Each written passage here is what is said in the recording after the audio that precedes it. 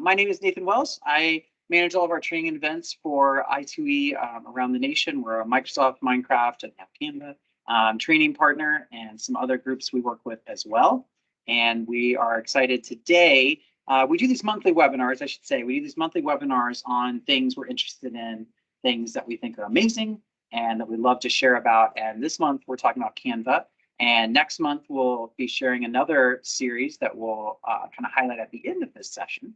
So you can look forward to kind of hearing more about what we're doing, and then some events that are coming up. And then I'll turn it over to Janice, and then when you're good to go, you can go ahead and just share too.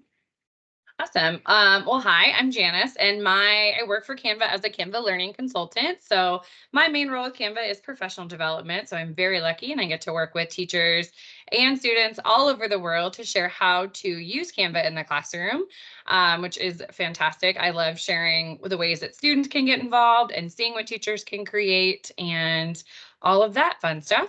And so excited to be here today and share some of my favorite tips and tricks and kind of lesser known tools or lesser known ways to use some of the things. And sneak peek, there's a brand new feature that just rolled out this week that people have been asking for like 2 years. So I'm going to show you. I'm very excited about it. And then just a couple other fun things that you can do in Canva. So I think I can swap and share.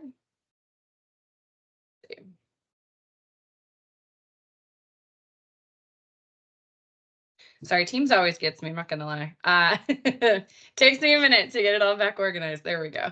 Okay, so I just have a blank presentation. I just started kind of from scratch. Oh, actually, and the other thing I was going to share really quickly from our slides as well is actually, if you are not already signed up, I know we only have a few people, but also people are watching this recording, want to highlight this really quickly and remind people that Canva for Education is still 100% free. I'm not sure what's happening with my link in there, but Canva is totally free. It's 100% free for teachers and students all over the world. So if you have not signed up yet, canva.com/education. I know it bleeded over. I'm not sure what happened there. Canva.com/education. You can sign up and get verified as an independent teacher. You can also bring Canva to your entire district or entire school for free. Still, nothing changes. You don't lose anything. We can set you up through any single sign-on that currently exists. So definitely a great way to keep student data privacy a little bit safer, be easier to share and collaborate. So if you currently are an independent teacher user and you want to bring it to your entire school or district, let us know. We are COPPA FERPA compliant. We have DPAs in every state. So we're ready to work with you. So you can go to that canva.com/education, grab that schools contact us button. That will put you in touch with our sign up team and they can get you started. It's a pretty quick and easy process. So always like to make sure and remind people it's totally free, even at the whole district level. So if you don't already have that, make sure you get it for everybody in your system, including your students. So I'm gonna pop that one back over here.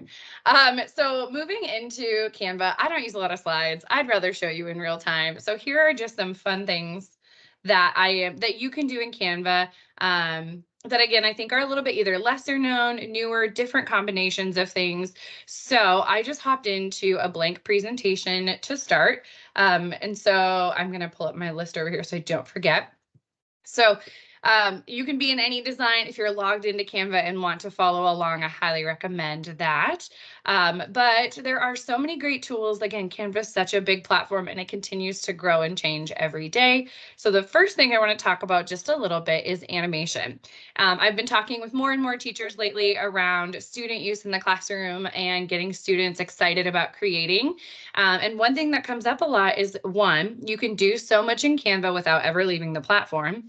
And two, you can really elevate those kind of standard, I don't want to say standard projects, but kind of standard things like comic strips and infographics and all sorts of different projects that students would normally be doing. You can really bring those to life when you're working in Canva. So one of the things that, again, I think kind of people know about, but it gets a little buried. So I want to highlight it and talk about ways to kind of level it up a little bit.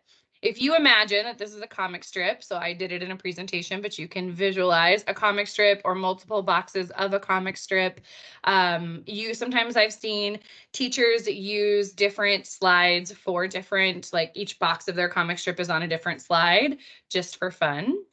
But under Canva's elements, you can obviously search for anything you can possibly imagine. So you can search for, maybe I would just want a person. I can search for person. If I want them walking, I can search for like person walking. And so there's lots of great ways to kind of search and filter. One thing that gets missed is the little filter button here that you can find animated graphics. So not only do we have static graphics, we also have animated graphics. So something like this, if you think again, envision that students creating comic strips, not only can they bring their comic strips to life by adding animated graphics, but you can build that whole scene. I know this sounds really silly, but I can search things like rocks and add in different things on the ground or add in a background, all sorts of stuff in here. And then not only do we have these animated graphics, but you can really bring them to life with our custom animation option. So if you click on an object in Canva, across the top, you have some options, and one of them is animate. And then you have this option to create an animation. So again, if you imagine like if this was a comic strip box, or if you're doing anything and infographics, interactive timelines, all kinds of things like that, you can choose create an animation. And then you can drag the animated graphic and make it look like he's walking. He can hop over the rock and keep going. Again, very simple example. But I love that you can take an animated graphic and animate it further. Again, not super brand new, but I think sometimes thinking about it through the lens of something beyond just presentations is kind of fun. You can turn the path on so he like walks over the rock, which is fun as well. And then you can control a few other things. So great to be creative. Again, you could have someone walking down the path of a timeline, walking through a map of something. I don't know, whatever that might look like. You can demonstrate your understanding of a topic, like how food moves through the body, all sorts of things, because you can create that custom path. So I always like to share that, especially with our animated graphics, and then being able to animate them even further. So again, if you have an object in Canva, clicking on the object, choosing animate at the top, and then that create an animation. And then, like I said in the beginning, there's a brand new thing that just rolled out. I think it appeared for me this week. It's fairly new in Canva, but people have been asking for this for the entire 2 years that I worked at Canva. So I'm just going to do it with a quick text box, just as a really quick example. But let's say I was building slides or even comic strips or anything in Canva. One thing that we've been asked, which is such a simple thing, is to be able to animate on click, and now you can. So I'll show you what that looks like. You can select individual text boxes or objects. It could be any object. You can highlight and grab and select more than one. And then when you go to animate, that same animate tab, you now have this little toggle that allows you to appear on click. And then you can animate and appear on click. So I could have it rise and be show up while it's when you click. So I can animate on click. And then when I'm in that present mode, when I'm presenting my presentation, as I click, those text boxes or objects or whatever I select, they come in on those clicks. So again, grabbing something, choosing animate, create an animation, appear on click. I know I see some hearts. It's such a silly thing, but we finally have it. So super excited about it. If you don't see it yet, hang tight. It is rolling out slowly across Canva, so it may not show up right away, but it will be out for everybody pretty soon. So under that animate, and then you can combine those animations, which is fun as well. So create an animation and appear on click were my two animation pieces I wanted to highlight. So those are really great options. The other thing I want to talk a little bit about kind of blends our AI tools and as well as our collaboration tools. So one really great AI tool, and I should have grabbed these ahead of time. This is totally my fault. That I think often gets looked that has two really great capabilities is our grab text. So I have these are kind of my examples that I always use. Let me make this a little bit bigger. So these are both images. So I screenshot this. It's an image of an article that came in off of the web. And then this is handwritten. Obviously, it's like anchor chart paper that's written on the wall in a classroom. So I stole this off a classroom wall. It's notes that are handwritten. So again, both of these are images. They can't be edited or anything like that. However, one of Canva's new AI tools allows you to edit text, and it got a little bit of an update this week, so I want to show you that too. So if you click on a photo in Canva, any photo or graphic that has text in it that's considered a photo, at the top, if you go to edit photo, you have an option in our AI Magic Studio suite to grab text. So I can just choose grab text. It's going to think about it. And then this is what kind of updated. Notice now it's showing me all the text boxes. So I don't have to pick every single one if I don't need the Getty images or some of the labels. Sometimes in a picture, if I screenshot like Canva's homepage, I don't need every little piece of text. So it's nice now that it lets me pick and choose which text boxes I want. I can just pick all of the text though and choose grab, and it's going to make that 100% customizable. So I can grab text out of an image. So if you could take a picture on your phone, screenshot something off the web, and now all of these text boxes are editable and customizable. So I can edit the text. I can use Magic Write to change the text. But the other awesome thing is it also works on handwriting. So again, these are handwritten notes. I can do the same thing. I can go to edit photo. I can go to grab text. It's going to think about it. One thing that's going to be funny, and I'll share this, I learned this little trick as well, is to notice it grabbed all these little text boxes. So maybe I don't need this one, or I want this one and the main one and these two. Again, I can pick and choose. And then I go to grab. It's going to look a little funny right away because what it does, what Canva's AI does is it tries to match the font. So it looks a little scribbly because it's hard to read because it's trying to find a handwriting font that matches. So the trick is if you come up here to the text picker, the font picker, and you grab something that's a little bit easier to read, you'll be able to see it. Sometimes it's easier to take out the background than I can take out the sticky paper. And you have to move things around a little bit, but here is all of the text from that handwritten piece of note paper that was on the wall. Then you can take that one step further within Canva and you can go to apps and you can translate that handwritten note, the text off the web, whatever it might be, and translate that into more than 100 languages. So I think that's a great tool. I think grab text kind of gets overlooked, but the ability to app smash it sort of with translate is fantastic as well.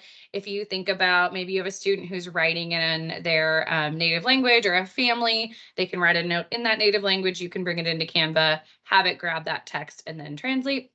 And vice versa. So I think those are really great kind of little tips and tricks when it comes to a little bit of those text pieces.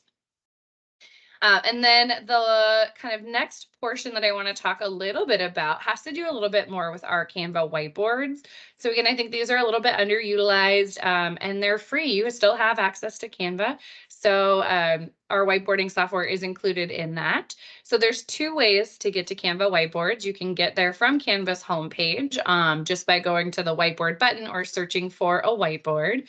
But if you're in a presentation, so I started again in a blank presentation template, I can have independent slides that have information, and then I can take any single slide in a presentation, choose the three-dot menu or right-click, and expand to whiteboard. So now I have a whiteboard. You'll notice, I don't know if you can see, but there's like dots on the page. There is now a dashed line and a little symbol. So now I know this one is a whiteboard. When I go into my panel on the left, design is always our template library. So if I'm in a presentation template, I'm going to have more presentation options under here. When I switch over to that whiteboard, notice my templates now become more of these whiteboarding templates, which are fantastic. And so I'm going to find one real quick that is a great example of the newest tool in Canva. Again, that I think kind of gets overlooked, but let me find it real quick. I'm not going to be able to find one fast. Let's see. We'll use, this one has stickies. We'll use this one. So I just dropped it in here. It added it to my design. I'm going to take out some of these so I can make it a little bit bigger just so we can see it all. So in Canva's whiteboards, again, you'll notice we have that infinite space. You can move around the page. You can add as many things as you want. And so this is a really great opportunity to collaborate with students. This is great for exit tickets. This is great for formative assessment pieces. A couple things that are unique to Canva whiteboards is what I want to highlight. So the first one is under our Elements tab. Just like in any design, if you're in slides or anything else, under elements, you have a shapes section. So under shapes, you have these gray shapes, which are kind of our basic shapes. So in a Canva whiteboard, something that's a little unique is that if you add a shape, so I'm going to add a cloud. Ooh, that's really light. Let me change that so we can see it a little better. A lot of pink cloud here. All of our basic shapes have text boxes built in. Sorry, these are very small. So it has text boxes built in, but in a whiteboard, not only what happens when you add one of these shapes is you get these little arrows. We call this quick flow. And so if you grab one of these arrows, you can basically create a really great like brainstorm and mind map really quickly just by grabbing a shape, adding the arrow, and then you can drag it. Sorry, I know these are kind of light and hard to see. So that's really a quick way to kind of make a quick brainstorm or whatever that might look like. The other thing that I just learned, which I think is a great tip and trick in and out of the education space, is if you take one of those shapes, let's say, for example, we take this one. Oh gosh, I'm not very zoomed in. This is not. Sometimes that's a little tricky with whiteboards to get the right view in there. Here we go. So if I have this shape here, if I use the down arrow, I can add another one, and then I can do the same thing. And I can really quickly make kind of like those org charts. Maybe I'm trying to quickly make an organizational chart. I can add things here and quickly. So instead of even doing the brainstorms, you could easily and quickly make like an org chart. So lots of great ways to kind of utilize those shapes, whether it's adding a brainstorm or creating charts. The other thing that is a little bit newer that I think it's going to be a little hard to see, but we'll try it, is you can change the lines. So right now this line has like an elbow in it. So we've added a little more customization. So you can have a straight line or a curved line, whatever is a better fit for what you're creating. But then my favorite part is now, along with text in our shapes, if you double click on one of the lines in between, you can add text to the line. Sorry, I know it's really small. There we go. So you have text in the shape, and then you can actually add text to the line. If it was an elbowed line, you can actually, for whatever reason, you wanted that text to be up on this side or down on this side or in the center, you have full control. So it's little things, but being able to really create those visual thinking strategies or allow students to connect those ideas is a really fun way to utilize whiteboards. So again, right-clicking on a slide and expanding to whiteboard will bring it into that whiteboard space. And then under elements, under shapes, you can grab any one of these shapes and add them and create kind of this mind map, brainstorm, whatever it might look like. And then the other cool part of Canva whiteboards that again is a little bit newer, I'm going to zoom in on this one and try it up here. Under the elements tab in a whiteboard, you'll also notice that sticky notes are a little more prevalent. Sticky notes exist in any design type. I see them used most in a whiteboard. Fun little shortcut. If you press the letter S on your keyboard, you'll get a sticky note. So if you're just creating something and want to grab a quick sticky, S will give you a sticky. Or you can come into elements and grab a different color. Maybe you want a pink one for a different type of idea or a blue one. Or whatever it might be, you can always change those as well. But one newer feature that kind of gets buried and hidden is if I take my mouse and I grab stickies. I could grab the background. Notice there's other things in here. It's okay if you grab extra stuff. But if you highlight and select more than one sticky note, in the menu that pops up, you have this sort button. So it gets a little buried in there, but grabbing more than one sticky will give you the sort button here. And then now you can sort by color. So maybe if you're having students or you're brainstorming and you're creating different colors for different ideas, it can sort them by color.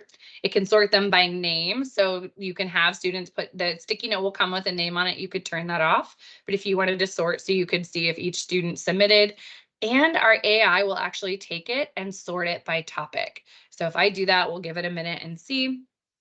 I always think about this from the lens of when I was in the classroom, I loved exit tickets and formative assessment, but I taught middle school. I taught 150 kids a day. Sometimes it was hard to take all of that and synthesize that information quickly. This is one really fast way where if you have every student add a sticky note before they leave, you can sort them into topics or ideas, or if you have them leave one question they still have, you can kind of organize the thoughts that way. So then it will label the thoughts. Obviously, there's not really text on these, so that's not a very great example, but you can see that it will label it with the topic name that it thinks fits that set of topics, and it does organize your sticky notes. So definitely give that a try and see. There were other sticky notes down here. They didn't move because I didn't sort them. So just know that's whatever ones you highlight will be sorted. So that's kind of a fun tip. That's a little bit newer as well. And then taking this one step further with Canva's AI, one of my last favorite tools that I think is, again, is a little hidden, lives under the resize and magic switch option. And under resize and magic switch, you have the option to turn any design into a document. So this has a number of uses. You could do this in a slide deck. If you had an entire presentation, you could turn that into a bulleted organized list. Think about like guided notes, something like that. But I particularly like it with whiteboards because, again, it can help synthesize that information and that brainstorm and make it a little bit more linear to process. So I'm actually going to take this slide out so it doesn't grab all of this text just to make it a little faster. But resize and magic switch, transform to document. And then I have 6 options. I can summarize. It will take all of the text in the design on all of the pages and summarize it. I can choose all text. So again, it will take all of the text on all of the pages and turn it into a document. Blog post and email are a little bit more narrative, and I'll come back to that in a minute. And then we also have poems and song lyrics. I'm going to go ahead and choose all text, and while it's generating, talk through a few of those other ideas. But again, you could take a presentation and create a summary or a document. That was fast. We can take this whiteboard.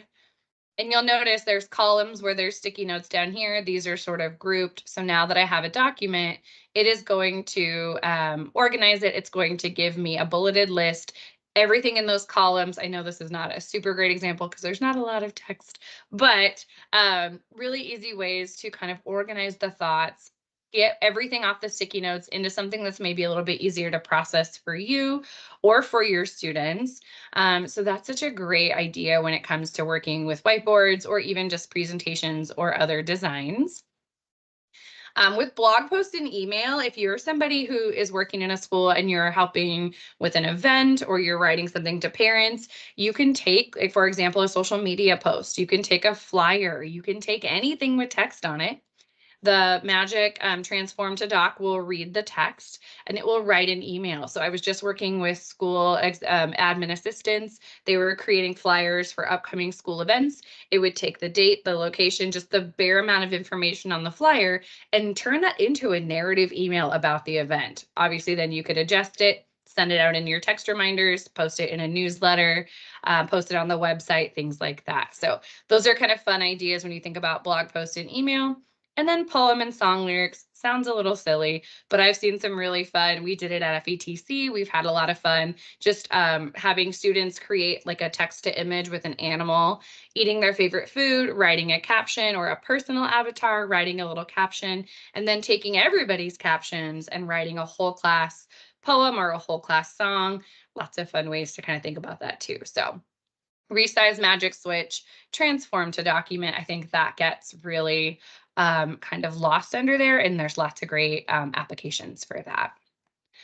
Okay, I feel like that was a lot, but those were kind of my underutilized tips. I don't know how we're doing on time, a few minutes left, I guess. But yeah, I think those are some things that are rolling out. And then stay tuned because Canva Create's coming in about a month where we're going to be introducing even more to our AI suite and some newer tools. So it's only going to continue to grow. That's awesome. Yeah, there's some comments in the chat. Like, there's just so many amazing, cool little pieces that are just really fun, and it's neat to see and hear, especially because you work with educators that are using these, how they're being used, right? The application of some of those, because some of that's like, that's kind of cool, but then to hear the application, it's like, oh, that makes sense. Like, that's really cool. And I'll just throw in an example too. I heard with the songwriting, I have a middle school daughter, and her teacher actually had them take some of their writing and make it into a song so that it just added like a layer of fun to Mm-hmm. them in the writing process, right? So there Yeah. was something else they could do with their writing, which I thought was so fun. Like, and that really spoke to her. Like it Mm-hmm. gave her a reason to be writing that. So that was kind of a fun piece. So I think Yeah. that's really cool. Go ahead. And I think about it in the lens of, so I taught ELA for 15 years, and I used to give my kids the choice to do a lot of different creative projects when it came to, the end of a book or something like that. And one of them was to kind of write a song about the book. Well, a kid could easily take their thoughts. If they learn musically, but they're not good at writing it, they could write and summarize the So chapters fun. and summarize the book. And then that will help turn it into a song. They could even organize it on a brainstorm. I think there's a lot of ways. And I think now, and I haven't done it in a few days, but I think when you choose song lyrics, sometimes it'll give you the tune of the song that it's written to, which is True. kind of funny because some of them are kind of funny. So there's some interesting pieces in that. It's kind of just a Yeah, fun that's great. little activity. Yeah, yeah. We've done that a little bit with Copilot too, because now Hmm. Copilot and Sora have that's create song from it too, which is kind of fun. So yeah, lots of neat little touch with this. So thank you everybody for jumping on today. And it's great to see some names I recognize on there. And for those of you that I don't, hope you will stay in touch and look out for some of our others. So thank you everybody. Thank you, Janice, so much for jumping in and sharing some of these and all of your fun tips. It's so great to always hear you at conferences and all the ideas and things. So thank you for that.